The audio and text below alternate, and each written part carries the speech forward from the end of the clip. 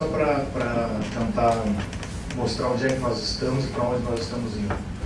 Esse evento de hoje ele dá continuidade a um projeto do Centro de Pesquisa de Direito e Economia que foi idealizado por uma equipe onde, naquela situação, o professor Luiz Schwartz é quem coordenava esse centro. Nós hoje mantemos a estrutura que foi idealizada naquele momento, algumas modificações muito singelas só para adequar a situação ao momento. O ano passado nós fechamos um ciclo falando sobre regulação, tá? Então falamos sobre aeroportos, setor elétrico, portos, transportes, nesse mesmo formato. Esse ano, depois de debater com o auxílio de todos os membros do Centro de Pesquisa em Direito e Economia, do qual o professor Afonso Arinos e o Pedro em especial participando da reunião, me ajudando muito também na objetivação da nossa pesquisa no ano, nós decidimos tratar dessa relação Estado-ente privado, como ela acontece, quais são os detalhes dessa relação. Então, ainda que a gente tenha de alguma forma uma correlação com regulação que foi feita no ano passado, o tema foi mudado. Essa é a nossa primeira mesa. Nós pretendemos ter mais duas que vão tratar de alguma forma desse tema, a relação Estado e ente privado, né? Hoje nós iniciamos com mecanismos de controle, accountability de participação societária do Estado em empresas privadas. E nós temos a honra de ter com a gente aqui, além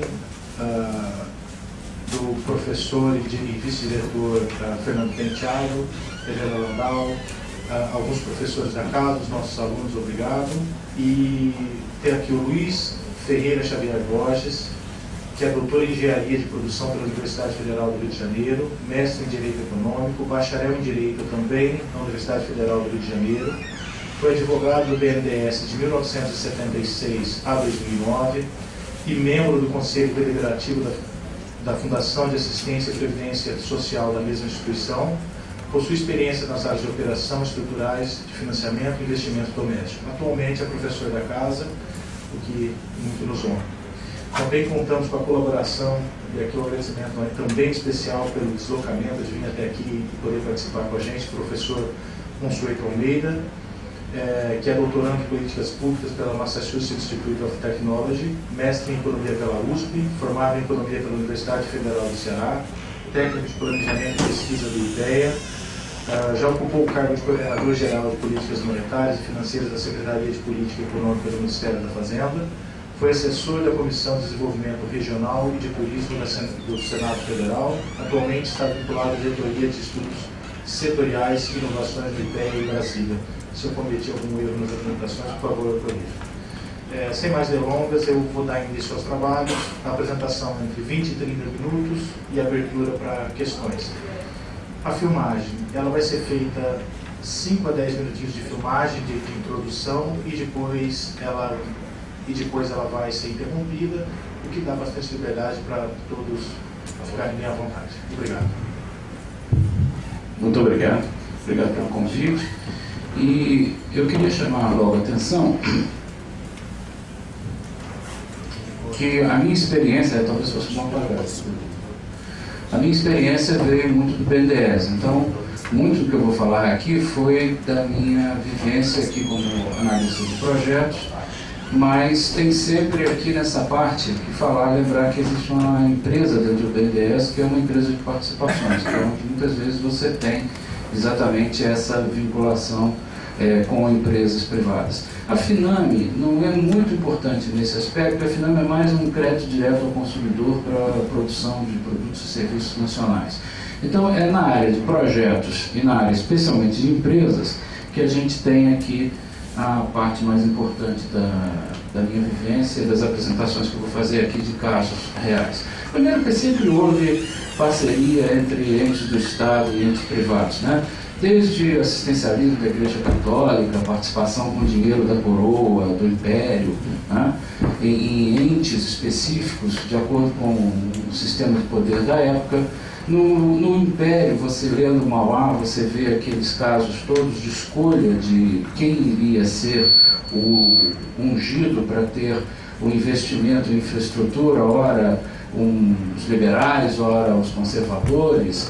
Você tem todo um sistema de concessionários escolhidos na República Velha, inclusive para os alunos aqui, especialmente, se vocês puderem ver, eu gosto de lembrar esses filminhos, aquele seriado Amazônia, etc., Farcar, aquela construção da Madeira Mamoré, a construção daquela ferrovia que leva a Curitiba ao litoral.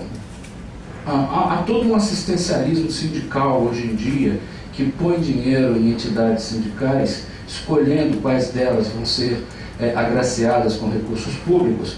E eu começo aqui com o sistema do terço de Camaçari, que foi uma experiência que eu tive muito interessante lá em 1975, 1976. Né? Você vê que existem N formas em que o Estado intervém, participa ou escolhe, às vezes, com quem ele vai se associar. E os sistemas de controle a gente vai ver aqui mais na frente. Através da compra ou da terceirização, escolhendo quem vai ser fornecedor para o Estado, isso você muitas vezes direciona. A gente tem o exemplo do Repetro, da Petrobras, em que é uma escolha que o Estado brasileiro disse, em vez de comprar as plataformas ou navios em Singapura, na Coreia, eu vou comprar aqui no Brasil, ainda que isso implique em aumento de custos, atraso na entrega, etc. Escolhas que são feitas. Há uma coisa muito interessante que foi a partir aí da experiência de Vargas, né? A criação de empresas públicas, ou seja, sair uma atividade econômica do Estado da administração direta, passar para a administração indireta, e especialmente a experiência da sociedade de economia mista, onde há uma participação expressiva do setor privado.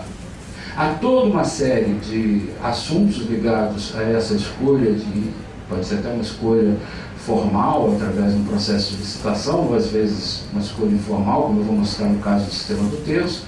Há concessões de serviços públicos sem autossustentação, PPP, que está levando o tempo que devia levar. Vai sair agora a primeira PPP de saúde, lá na Bahia, estava falando com o Henrique Pinto do BNDES essa semana.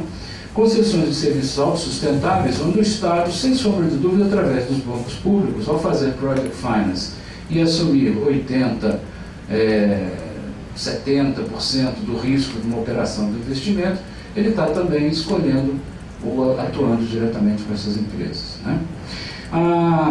Aliás, antes de mais nada, agradecer a presença aqui da minha diretora, né, que me comandou lá na época que eu trabalhava com essa parte.